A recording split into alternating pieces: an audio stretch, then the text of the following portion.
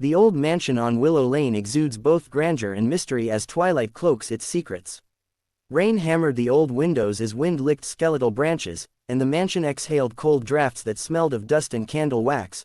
Emily paused at the iron gate, palms damp, feeling the house regard her like a patient animal, expectant, hungry, a small pulse of dread curling beneath her ribs. On a brisk October evening, when the sky had taken on a somber veil and the wind whispered through bare branches, Emily pulled up to the secluded mansion on Willow Lane. The house, an old relic of a wealthier era, held the kind of silence that felt deliberate, as if the rooms themselves were holding their breath. Its faded Victorian features were softened by shadow, the overgrown garden shivered beneath the storm, and the aura around the property suggested histories better left undisturbed. Emily, practical and quietly confident, had accepted the babysitting job for Mr. Henley, an absent-minded gentleman whose children, Lucas and Sarah, were safely tucked away upstairs. She meant only to keep the night ordinary, dinner prepared, stories read, and lights left on until morning. Even in daylight, the interior suggested stories. Antique lamps cast a honeyed glow that pooled on polished floors, while long corridors stretched like pale arteries through the house. Though the warmth of lamplight promised comfort, every draft and echo reminded Emily that the mansion asked for attention in different ways. As she arranged snacks and coaxed the kids toward bedtime, a low prickle of unease threaded through her actions. There was a softness to routine that steadied her, dinner plates, whispered jokes, the rhythm of story and sleep, but behind everything was the sense that the upper reaches of the house watched, patient and unblinking. A quiet arrival, Emily trusted routines, they were a kind of anchor. The carved oak door opened into a foyer lined with ancestral portraits whose eyes seemed to follow footsteps. Lucas, age and curiosity personified, described a fort he'd built in the attic, while Sarah clutched her stuffed bear like a talisman against the dark. Their children's chatter threaded through the halls, a small, insistent life that pushed back at the mansion's hush. Yet the house resisted being merely domestic. Doors that should have been closed sat slightly ajar, and somewhere above, a soft thud suggested movement on unused floors. Each stair creak made Emily conscious of her own heartbeat as much as of the wood underfoot. The layout of the home, a maze of narrow corridors, dim sconces, and portraits that leaned toward shadow, made each step feel exploratory, as if she were moving through someone else's private memory. Still, she checked windows and latched back doors with a steady hand, telling the children that everything was fine even as she felt the cold nibble of doubt. As dusk thinned into night, the interior lamps threw sharp halos against the swallowing dark outside. The house seemed to tighten around her, an invisible pressure that set her senses on edge. She could not yet say why the feeling persisted, only that the night had an appetite she could not name. In the grand foyer of the old mansion, every portrait and echoing step deepens the mystery of the quiet night. The first ominous call, the telephone sliced through the lull with a shrillness that felt too sharp for the room. Emily answered, expecting a neighbor or a wrong number. Instead, she heard a low, distorted voice that seemed to come from far away and then very close. "Check upstairs," it whispered, as if reciting something long practiced. The command hung between them like a test. She blamed pranks at first.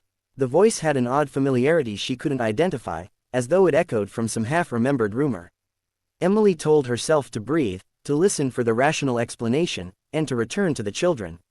Yet the wordless weight of the call sank into her, embedding a new layer of vigilance.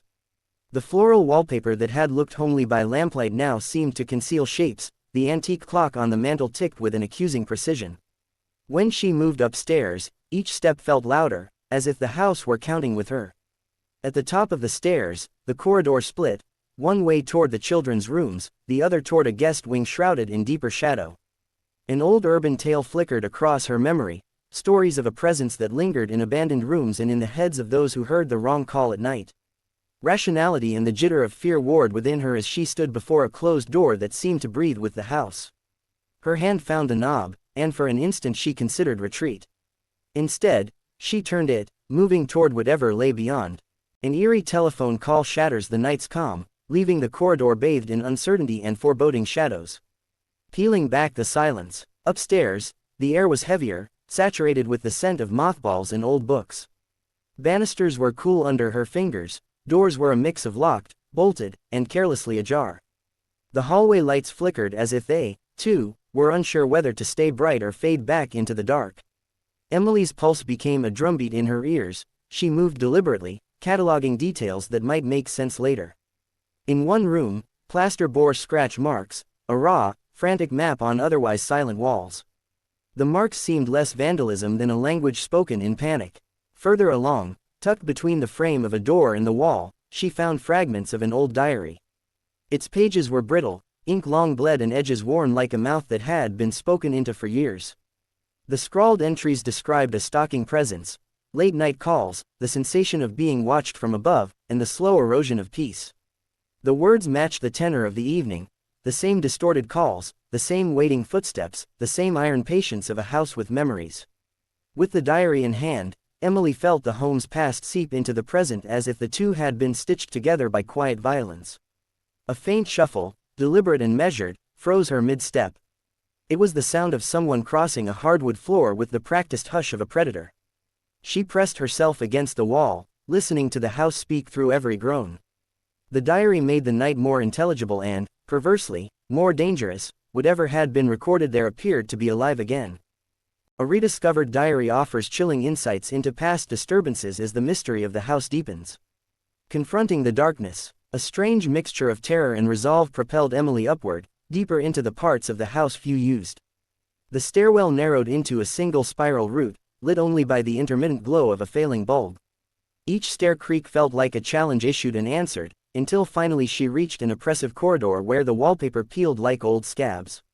At the end of that corridor, a door stood half open, and beyond it a darkness that seemed almost thick enough to touch.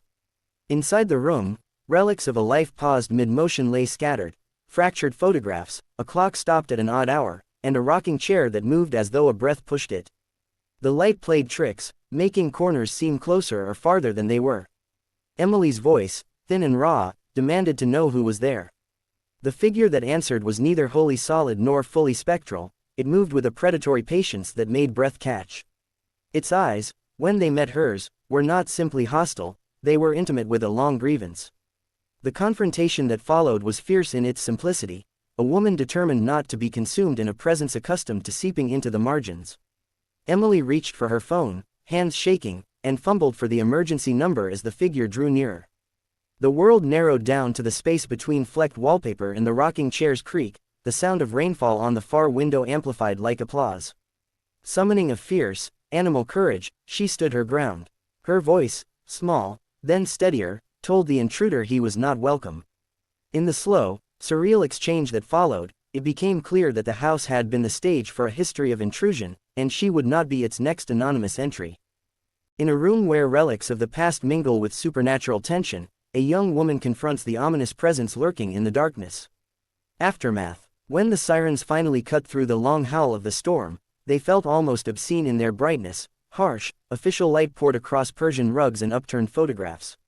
The intruder melted into the night, leaving only traces, scuffed wood, a displaced photograph, and the smell of old tobacco.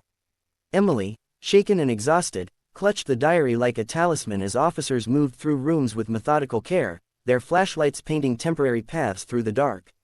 Forensic teams cataloged scratches and recorded the history the house had tried so long to hide. Emily recounted her night with a clarity that surprised her, how fear sharpened memory into a blade. As neighbors and officers sifted through possibilities, a conclusion settled. Some part of the house's history had never been fully laid to rest, and whatever had lingered had a way of finding new passageways into the present. In the days that followed, the story threaded quietly through the town. People murmured about the Henley house and the babysitter who had faced the dark and refused to step back. For Emily, the experience left bruises that went deeper than skin, a knowledge that courage can arrive in reluctant pockets, a sense that one night could alter the architecture of a life. She found, oddly, a stern sort of empowerment in surviving a night that blurred nightmare and reality. Though the scars remained, both those visible and those etched inside, she emerged with a steadier step and a story that insisted on being told.